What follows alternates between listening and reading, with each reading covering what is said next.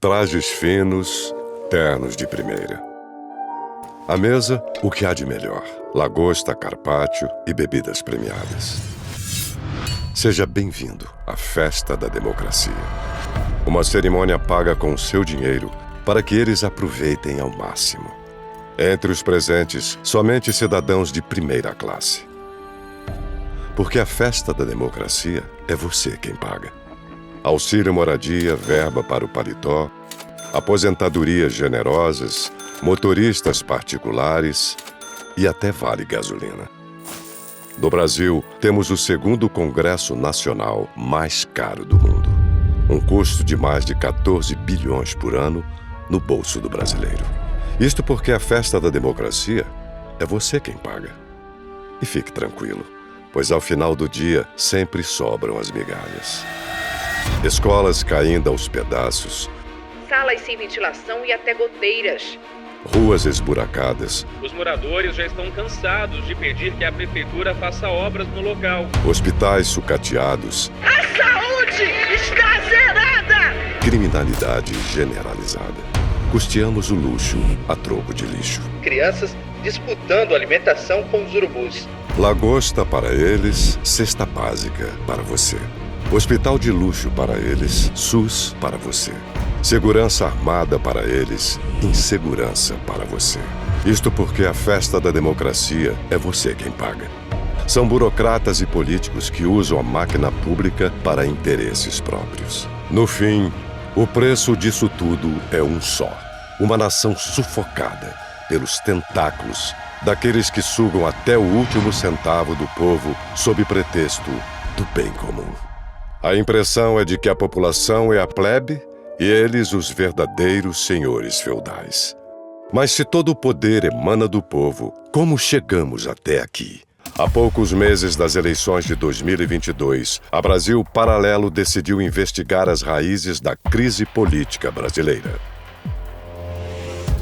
No dia 1º de agosto de 2022, estreia A Crise dos Três Poderes. Um documentário definitivo sobre a instabilidade política do nosso país. No mesmo dia, teremos o evento de lançamento do filme com convidados muito especiais.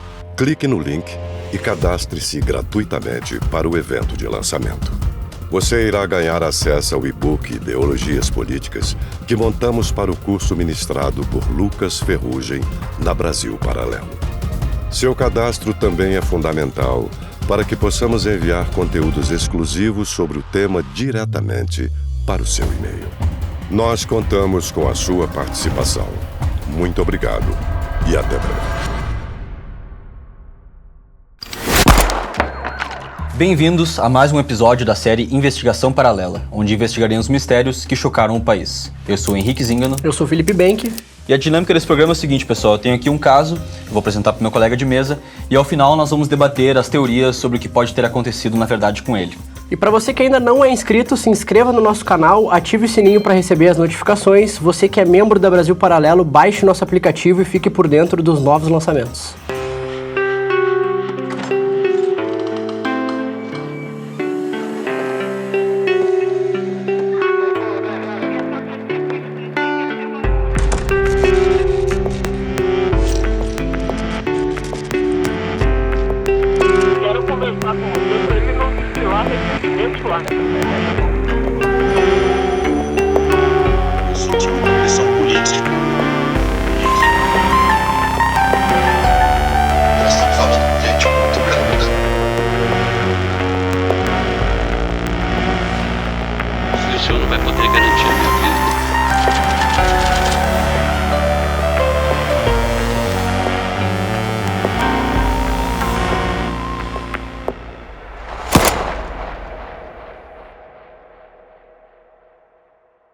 Hoje, cara, nós temos aqui um sequestro, na verdade um duplo sequestro, para quem lembra bem daqueles acontecimentos em agosto de 2001.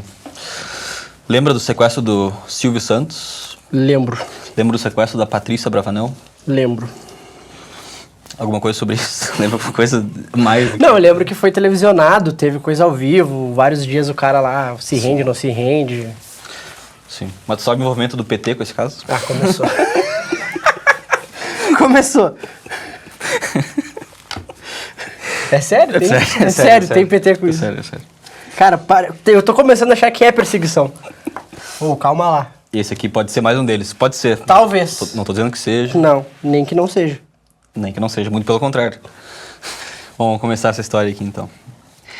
Em 12 de dezembro de 1930... Só um pouquinho. Em 12 de dezembro de 1930, no bairro da Lapa, nascia Silvio Santos, nome artístico de Senor Abravanel, filho mais velho de um casal de imigrantes judeus que chegaram no Brasil em 1924. Alberto Abravanel, nascido em Tessalônica, e Rebeca Caro, nascida em Esmirna, cidades que, à época, eram parte do extinto Império Otomano. Silvio Santos teve sua estreia na televisão em 1962 com Vamos Brincar de Forca, que anos mais tarde daria origem ao programa Silvio Santos.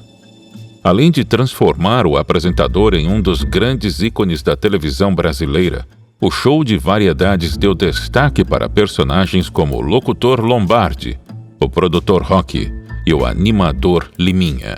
Meu, o Liminha é vivo até hoje. Eu não via muito Silvio Santos, de falar a verdade. Porra, eu via direto. É? Por causa que a minha avó é fã do Silvio. Vou mandar minha avó olhar esse programa. Eu não... Minha avó assiste o Silvio até hoje. A minha avó e o meu avô tinham um quarto separado, porque o meu avô gostava de assistir a Globo no domingo e a minha avó SBT. É real isso, não é inventado. Ela chama o Silvio de meu homem. Eu não via mesmo. Eu via Praça Nossa, meu avô curtia Praça Nossa. Assistia mais... Praça Nossa no SBT, né, também. A Praça Nossa tem até hoje. Toda quinta.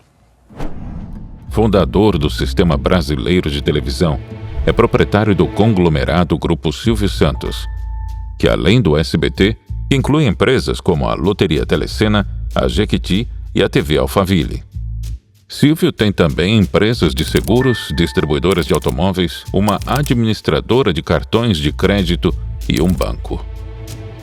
A fortuna atual de Silvio Santos é estimada em 1,9 bilhão de reais.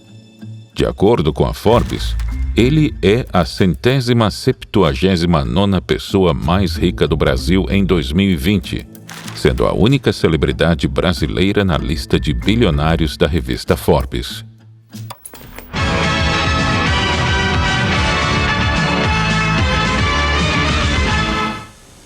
Boa noite.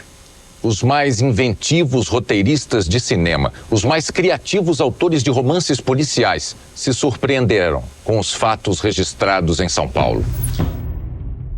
Na manhã de 21 de agosto de 2001, 2 homens disfarçados de funcionários dos Correios anunciaram a entrega de uma encomenda na mansão de Silvio Santos, localizada na rua Antônio de Andrade Rebelo, 480, no bairro do Morumbi, em São Paulo.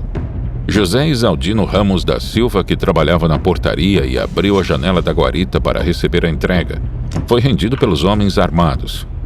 Pelo rádio, avisaram seus comparsas que aguardavam do lado de fora da mansão em um Corsa, roubado dias antes. Com o controle obtido com segurança rendido, o portão da garagem é aberto para o resto da quadrilha. Armados com pistolas, metralhadoras e um fuzil, outros 4 sequestradores que escondiam seus rostos com máscaras renderam o resto dos funcionários da casa. Localizaram Patrícia Abravanel, filha de Silvio, e levaram a jovem dentro de seu próprio carro, um Volkswagen Passat azul, ano 2000. Silvio Santos foi informado do sequestro da filha por telefone.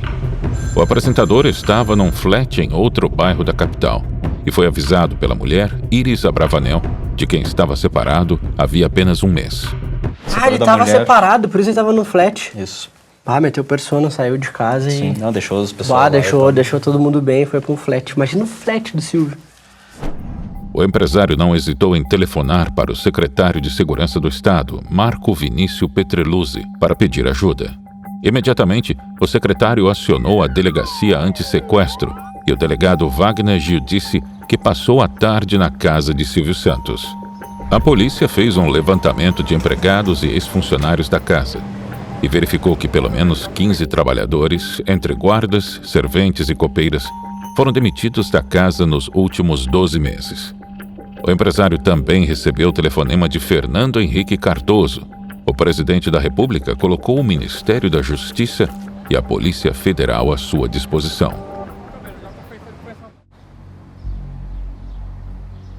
O Corsa foi abandonado na mansão e serviu de ponto de partida para as investigações. 2 digitais foram encontradas pela perícia e um retrato falado de um dos sequestradores foi feito. A 10 quilômetros de sua residência, a jovem ficou refém em uma casa na rua Áurea Batista dos Santos, 840, no Morumbi. Patrícia ficou acomodada em um dos 3 dormitórios da casa e tinha, para seu conforto, apenas um colchão e uma televisão para distraí-la. Assisti ao canal Gospel para não saber o que estava acontecendo comigo, contou Patrícia. A comunicação entre a família e os mandantes era feita através de um telefone deixado na casa de Silvio no dia em que Patrícia foi sequestrada. Sem dormir e sem se alimentar direito, os 7 dias de negociação foram um tormento para Silvio.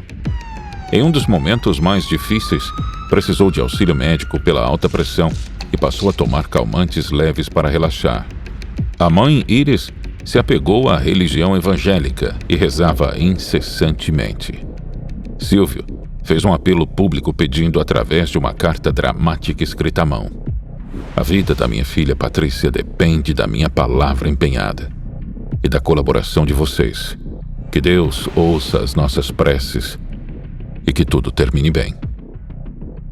Na noite de segunda-feira, 6 dias após o sequestro, 3 guardas civis do município de Cotia faziam ronda em um condomínio fechado.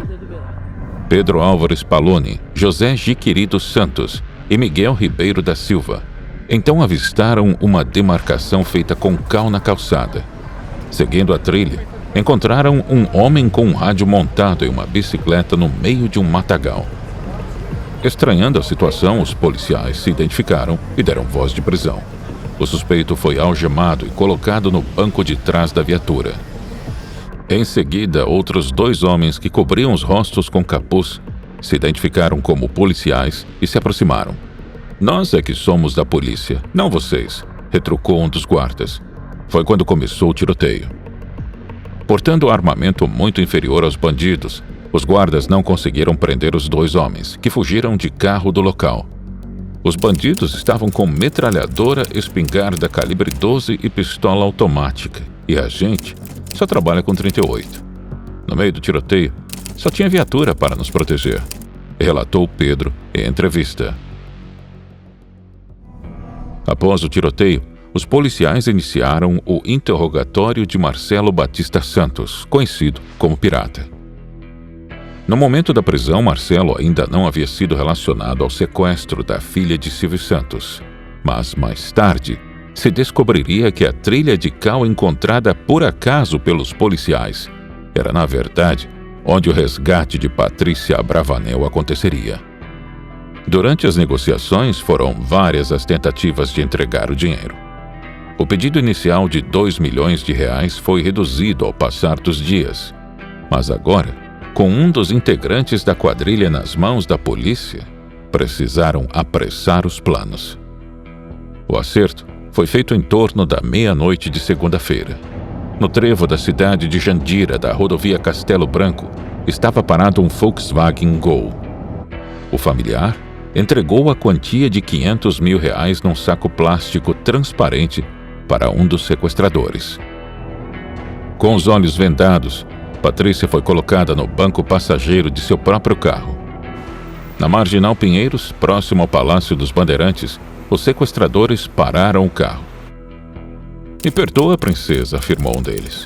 "Conte até 25, tire a venda e vá para casa", disse outro. 10 para as 3 da manhã. Patrícia Abravanel chega dirigindo o próprio carro. Cercada por seguranças, entra rapidamente. Lá dentro, uma explosão de gritos e choro.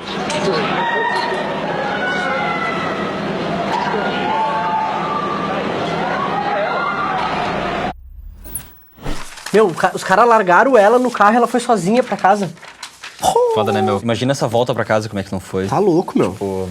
Choradeira tremendo assim no carro. Sim, Sim, uma euforia total. Assim, Sim, né? meu.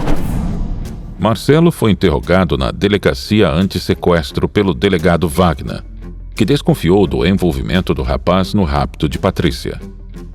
Marcelo acabou confessando o sequestro e entregou o comparsa Esdras Dutra Pinto, conhecido como André, de 19 anos. Na manhã de terça-feira, Esdras foi preso em sua casa, no bairro de São Miguel Paulista. Com ele, a polícia encontrou armas, munição, perucas, uma corda, uma camiseta imitando uniforme de carteiro, um exemplar da biografia A Fantástica História de Silvio Santos e uma Bíblia, parcialmente queimada. Satanismo? Dos caras, será? Acho que... Não, né? Não é pra tanto. Como não? O cara tem uma Bíblia queimada. Ué, não sabe por quê? Pode ter uma vela na Bíblia e queimou. É verdade. O bando era formado por 4 pessoas. Além de Marcelo e Esdras, estavam ainda foragidos seu irmão, Fernando Dutra Pinto, de 22 anos, e a namorada dele, por enquanto identificada apenas como Jennifer, aparentemente grávida, segundo testemunhas. Patrícia ficava sempre com um dos criminosos ao seu lado. Usava um capuz que revelava apenas os olhos. Nos primeiros 2 dias, teve os braços amarrados, mas seu comportamento dócil conquistou a confiança dos sequestradores. Eu não fui maltratada, não chegaram perto de mim, não me encostaram a mão. Os sequestradores me disseram que o meu Deus é muito bom, afirmou eufórica Patrícia 13 horas depois de ser liberta. A alimentação foi garantida. Chegou ao requinte de ter chá e pipoca, apreciados entre conversas, orações, jogos de baralho e dominó. Chorei com eles. O sequestro acontece porque o povo está maltratado. Sinceramente, não gostaria que eles fossem presos. Eu perdoo, afirma ela.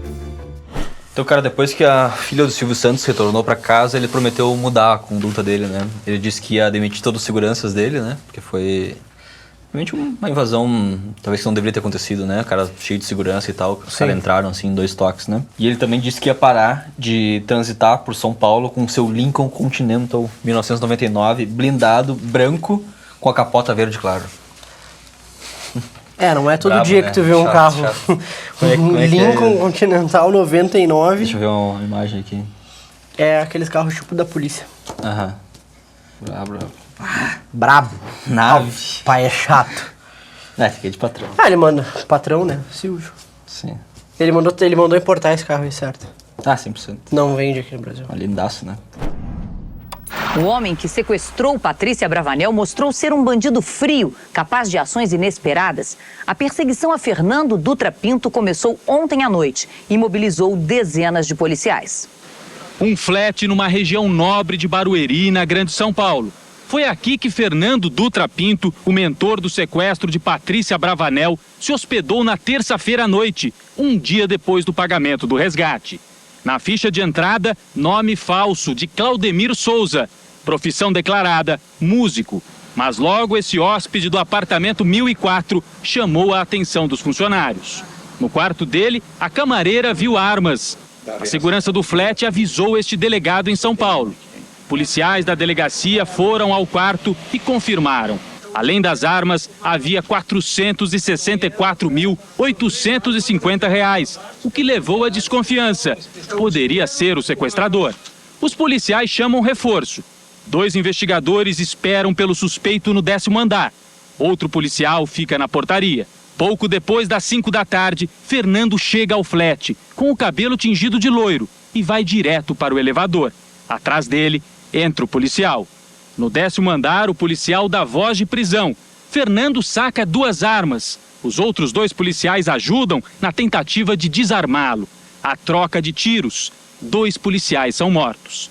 O terceiro, ferido, ainda consegue acertar Fernando. Mas Fernando desceu apenas 1 andar de elevador. Quando percebeu que estava cercado, mostrou do que seria ainda capaz. Quebrou o vidro aqui do 9º andar e desceu pelo lado de fora do prédio. Apoiou os pés numa parede, as costas na outra. Aqui, ainda as marcas, inclusive do sangue. Escorregou 9 andares até o térreo. Depois, saiu caminhando do flat. No flat, Fernando deixou um rastro de sangue. Começou então a fuga e a perseguição. Uma gigantesca operação policial foi montada em 3 cidades da Grande São Paulo. Fernando teria trocado de carro 3 vezes e, por último, teria pego um táxi para continuar a fuga. Hospitais que receberam feridos à bala foram verificados um a um. Mas, apesar de todo o esforço da polícia, Fernando desapareceu na noite. Por volta das 7 da manhã de hoje, o sequestrador reapareceu. Invadiu a casa de Silvio Santos, surpreendeu a família, os vizinhos e a polícia. Uma ousadia que, mesmo em filme, seria muito difícil de acreditar. O sequestrador volta para fazer reféns, passa várias vezes em frente à casa de Patrícia, pula o muro, não é impedido por ninguém e rende o empresário Silvio Santos. De filme. Filme, né? De filme. Dá pra ver que o cara tava encapetado, né? Por isso que eu falei da Bíblia lá, queimando aquela hora. O cara tomou tiros, escalou 9 andares aqui, ó. Cara, com as costas aqui, ó, com os pés na parede, sabe? Que nem criança faz na... O primeiro de tudo que a gente tem que comentar é o seguinte. Impressionante. Ele chegou no hotel com identidade falsa, aí disse que ele era músico. Isso. Burro, muito burro. Porque ele, podia ter dito que era, sei lá, empresário. Podia ter dito que era policial, segurança, qualquer outra coisa. Tu acha músico tão suspeito assim? Com arma? Total. Ah, tá, entendi. Porque, tipo, já parte do princípio que ele deixou os caras limpar o quarto dele. É, assim, né? Não tinha um violão, mas tinha 3 armas. Uhum. E munição e dinheiro. Aí 463 mil em dinheiro vivo, sendo que ele pegou 500, né? Já gastou uma beira aí. Sim. Aí, depois o cara fugiu, matando 2 policiais, ele mobilizou outros 100 na caçada dele e ele voltou pra casa do Silvio. Cara, e outra questão aqui que me chamou a atenção, porque, tipo, tudo bem, ele voltou pra casa do Silvio, imagino que naquela época não devia ser um condomínio residencial, onde tu tem no Google Maps uma ali segurança hoje tem hoje. Mas tu há de convir comigo que o cara pular o muro da casa do Silvio é o Silvio Santos, tá? Não é eu e tu que ele tá invadindo a casa. Sim. Tipo, segurança, nada. É um cara corajoso, né? Mas ele devia ter algum conhecimento, né? Porque, como eu disse ali antes, ele ficou passando alguns dias na frente. Ele estudou antes pra via a movimentação toda. Sequestrar a Patrícia. Então, ele sabia o que estava fazendo, de fato. Talvez o cara sabia até alguma troca de turno ou de ronda e... Provavelmente. Foram 7 horas de tensão em que Silvio Santos teve uma pistola apontada para sua cabeça. Fernando exigia a presença do governador de São Paulo, Geraldo Alckmin, para se entregar. Em entrevista ao jornalista Elias Awad, no livro Você Acredita em Mim?, o sequestrador afirmou que Silvio se manteve calmo até a chegada da polícia e conversou sobre assuntos variados, desde família até novelas. Fernando afirmou que Silvio chegou a oferecer advogados e um emprego para quando saísse da cadeia. A polícia passou a cercar a casa de Silvio, chegando a levar a irmã do sequestrador ao local do crime para tentar convencê-lo a se render. A cobertura especial só terminaria às 14h55, 15 minutos após a chegada do governador, quando Fernando Dutra Pinto se entregou para a polícia. Saiu num comboio em direção ao Centro de Observação Criminológica, no outro lado da cidade. Em segundos, a rua foi novamente tomada por jornalistas e curiosos. Silvio Santos saiu logo depois. Acompanhou o governador até o portão e voltou para casa. Tinha uma marca na testa. Acenou para as pessoas e sorriu. Entrou em casa de cabeça baixa. Cara, aí vamos ver as teorias, né? A princípio, um sequestro, né? Até um determinado momento da história parecia que ia ser quase que um sequestro bem-sucedido, porque os caras pegaram dinheiro, libertaram ela, ficaram, né, 2 dias ali. Tudo bem, teve alguns que foram pegos, mas esse cara em si, se tudo desse certo, ele podia ter saído com a grana e... Mas uma hora ele se pego, né, cara? Porque, enfim... Todo mundo da quadrilha foi preso, era sabido a identidade dele. Sim. Esse cara não consegue ficar muito tempo foragido assim. Com 500 mil, cara, não sei. O cara podia fazer N coisas. Ele já conseguiu entrar no hotel com um documento falso pra ele fazer um outro. O que tu faria? Sei lá. Primeiro que eu não faria um sequestro. Com 22 anos, o jovem paulista de classe média baixa comprou armas, documentos falsos, encomendou um carro roubado e executou um dos mais ousados crimes na história do país. Em seu depoimento à Justiça, Fernando Dutra Pinto deu detalhes do planejamento do sequestro de Patrícia e de Silvio. Ele contou ao juiz Adilson de Araújo, da 30ª Vara Criminal e na frente de seus advogados, que pretendia melhorar sua situação financeira, com o dinheiro que pediria como resgate. Até então, trabalhava em um supermercado, ganhava R$400 por mês e morava com um irmão, Esdra Dutra Pinto, de 19 anos, em uma casa alugada. Com a venda de um terreno em Cotia, na região metropolitana da capital, ele financiou a compra de armamento.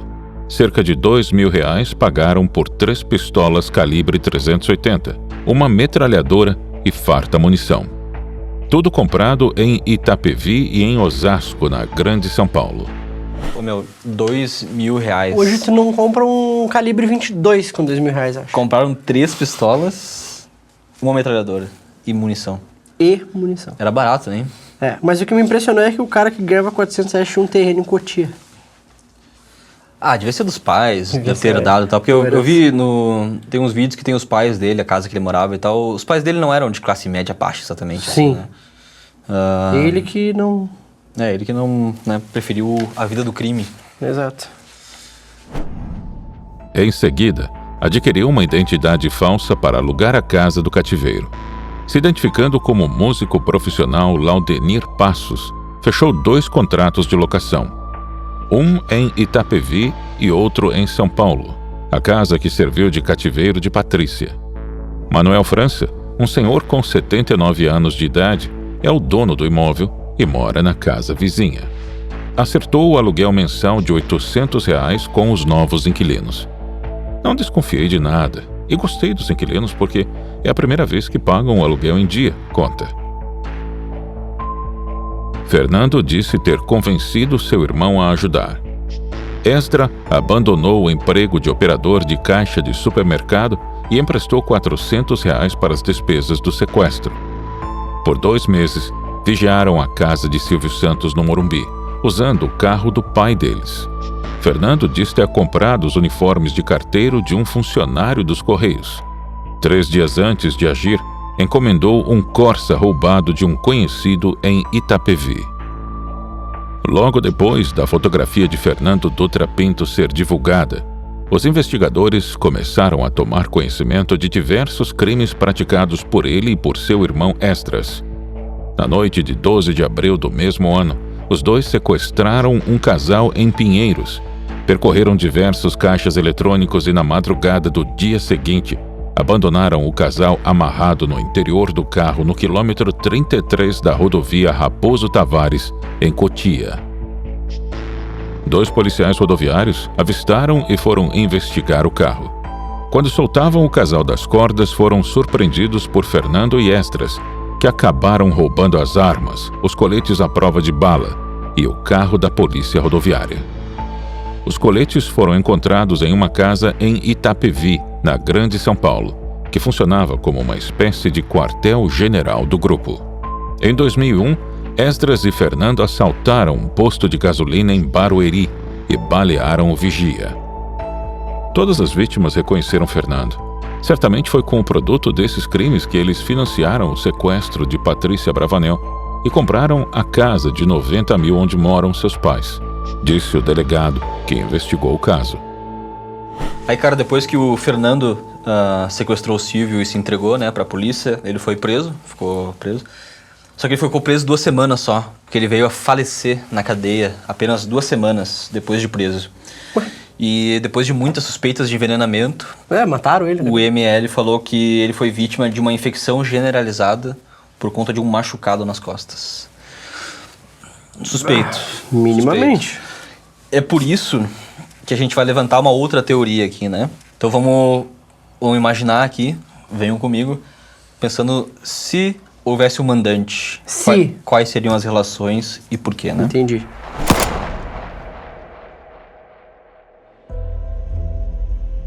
O Banco Pan-Americano foi fundado e controlado pelo Grupo Silvio Santos entre os anos de 1990 até 2011 e tinha como seus principais produtos os empréstimos pessoais, cartões de crédito e o financiamento de veículos e do varejo. Com um modesto patrimônio de 1,6 bilhão de reais, o banco protagonizou um dos maiores escândalos financeiros da história. Em setembro de 2010, o Banco Central descobriu uma fraude de 4,3 bilhões de reais arquitetada por seus próprios executivos. O problema começou com a venda da carteira de créditos para outras instituições financeiras. O banco vendia esses créditos, mas ainda mantinha-os em seu balanço para maquiar os resultados. Com a distribuição dos lucros e dividendos fictícios, Wilson Diaro e Rafael Paladino compraram imóveis luxuosos. O de Paladino é uma cobertura de 6 milhões de reais. Para não ficar tão ostensivo, vendeu a Ferrari vermelha, na qual circulava até bem pouco tempo atrás. Não, tá dando uma bandeirinha. Vamos Ferrari não, né? Ferrari é demais.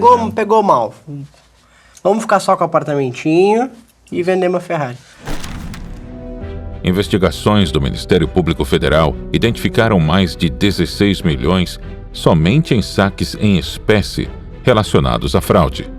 O caso foi parar na Polícia Federal, que indiciou 17 executivos do banco. O inquérito, com mais de 2.000 páginas, foi encaminhado à Justiça, que condenou 7 e absolveu 10. Não, os caras são uns vagabundos, perdão da palavra. Mas entendeu o que eles fizeram? É, claro que não, né? Não, entendi que eles roubaram, mas o que rolou lá na carta de crédito e continuava na balança, não... Mas o que me indigna é que o Silvio ficava lá, gravando o programa, cara, pra senhorinha, pra minha avó, enquanto os caras estão roubando ele. Bah, isso aí não se faz, meu. Pá, tá louco. Coitado. Mau caráter do cacete. Sim. Os problemas do Banco Pan-Americano, até então desconhecidos do grande público, surgem na imprensa em 2008, com a entrada da Caixa Econômica Federal na sociedade do banco.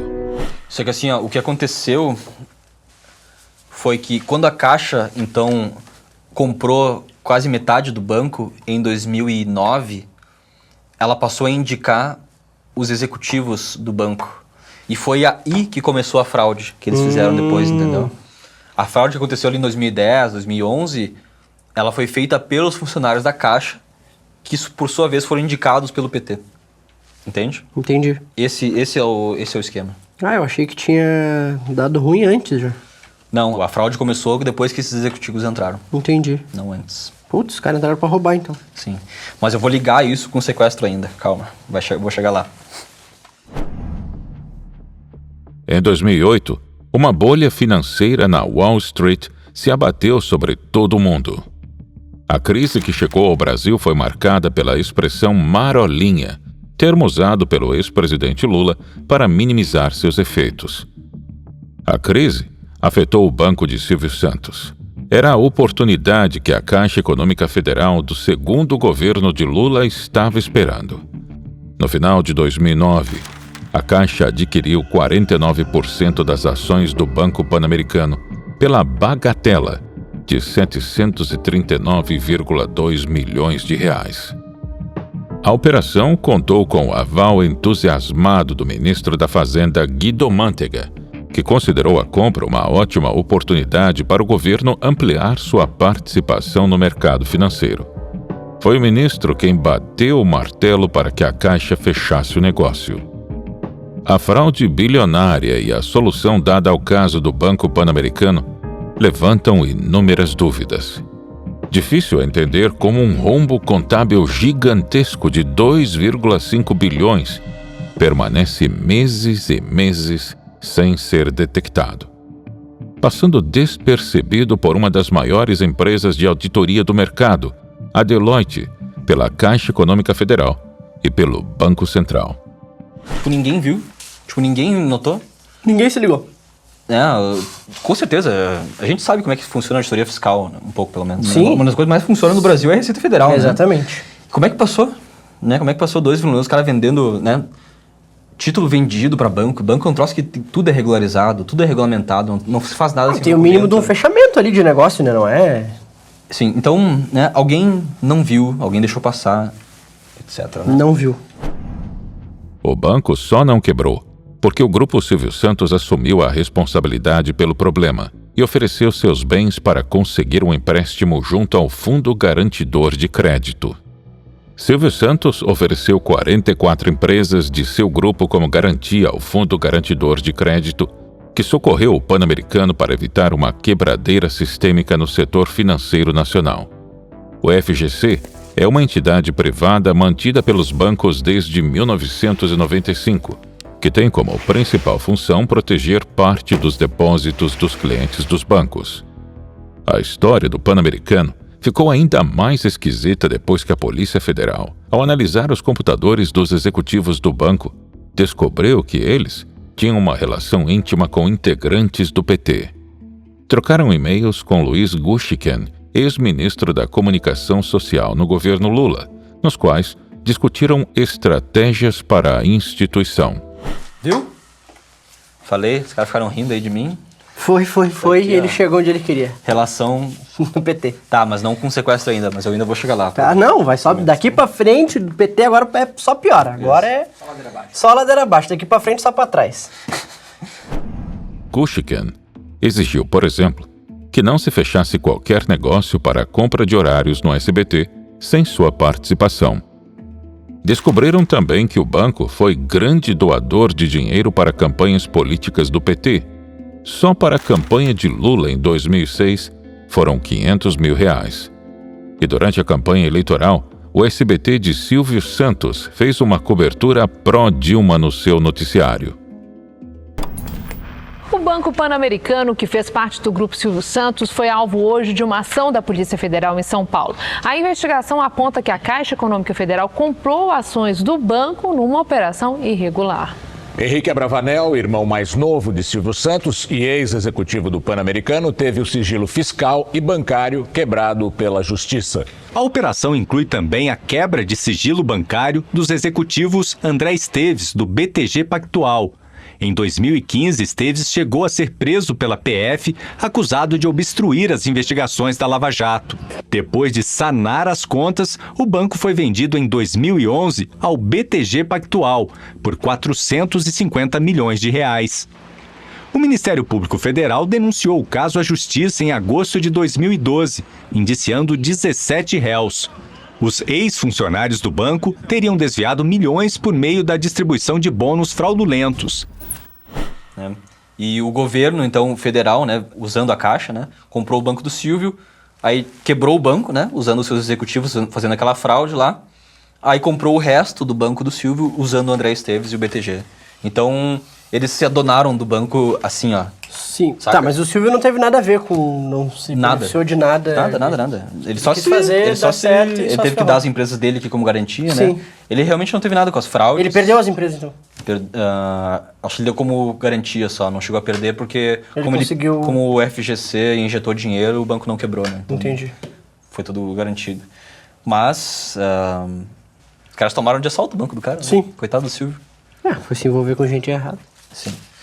Mas é aí que a gente chega no grande ápice. Chegou o momento. O momento que eu relaciono o sequestro da Patrícia com essas questões do banco do Silvio aqui. Só esse parênteses, o momento que eu relaciono. Isso, eu. Não, porque é uma teoria puramente da minha cabeça. Entendi. Só não, pra deixar claro aqui. Admitindo já. Isso, tranquilo. Seguinte. Lembra daquelas ligações que foram vazadas em 2019 entre integrantes de uma grande quadrilha aqui de São Paulo, em que eles diziam que tinham, abre aspas, um diálogo cabuloso com o PT? Lembro. Lembra disso aí? Lembro. Foi 2019, tá? Tá. Ele já começou a atrasar a implementação do PT. Então você vê que o PT com nós tinha um diálogo. O PT tinha um diálogo com nós cabuloso, mano. Por causa desse diálogo cabuloso, eu acho que aconteceu o seguinte. O PT deve ter se aproximado do Silvio e dito o seguinte: olha só, a gente mantém um diálogo cabuloso com bandidos. Se tu quer que isso nunca mais aconteça, vamos fazer o seguinte: vende metade do banco pra gente, a gente compra com a Caixa e tu nunca mais vai se incomodar. Nenhum bandido, nunca mais. A gente vai eliminar o teu nome de possíveis pessoas que vão ser vítimas de sequestro. Essa foi a ligação. O que tu acha? O que tu acha dessa ideia? Eu acho que tu tá ficando doente. Não, vamos lá. Pensem comigo. O cara chegou e disse, não, a gente mantém diálogos cabulosos e aí... Tá, obviamente não nas palavras que eu usei, né? Mas Cara, eu acho que... disseram alguma coisa nesse sentido, ó. Tu nunca mais vai ser sequestrado se a gente for amigo aqui, entendeu? Eu entendi. Por que o Abílio Diniz, depois que ele foi sequestrado, aceitou fazer parte do esquema do PT lá? Tá. Eu acho que foi a mesma coisa. Eu entendi, eu adoro comprar tua teoria, mas essa daí... Bah, tu puxou muito no fio, bah. Tá foda. Tu quer, eu compro junto contigo. Nós somos amigos, viemos de Porto Alegre junto, Tá, mas... vamos ser honestos aqui. A gente não tem nenhuma evidência de que o PT Vamos ser esteja honestos por aqui. trás aqui do sequestro, né? Obviamente é estranho que o cara morreu na prisão 2 semanas depois Não, isso e tal. sim. E é estranho também que o Silvio tenha se tornado tão amigo do PT, assim, né? Mas isso naquela época nos anos só. seguintes. Naquela época só. Sim, porque agora não, né? Mas eu acho que daí pra sustentar essa tua teoria aí, meio que maluca de que... acho que é um pouco demais. Sim. Bom, mas essa é a possível relação que existe, né? Como a gente viu, tem 2 teorias, Não existe, né? não existe Uma essa que eles relação. queriam só ganhar dinheiro, enfim, né? Sequestrar o cara pra fazer dinheiro, eram criminosos já tinham Isso, eles já... uma certa experiência, né? Exato, já tinham roubado mais de 150 mil em joias, por exemplo. Ou fizeram isso a mando do PT pra eles, né? Não foi. Não foi. Cara, não foi. E pra vocês, qual a teoria que faz mais sentido? A de que foi um simples sequestro ou o PT teve novamente envolvimento com o caso? Não tem PT, não tem segunda teoria. Não seja cético, né? Não tem, não existe a mínima, puxou da tua cabeça isso daí. Não é possível. Nem tu tá acreditando nessa segunda teoria. Deixe aqui nos comentários o que você achou desse episódio e também deixe sugestões de casos para a gente investigar. E se você ainda não é inscrito no nosso canal, inscreva-se, ative o sininho para receber as notificações. Membros da Brasil Paralelo, baixe o aplicativo para ficar por dentro dos nossos próximos lançamentos. E na próxima semana, um novo caso e um novo mistério. Até a próxima. Temos?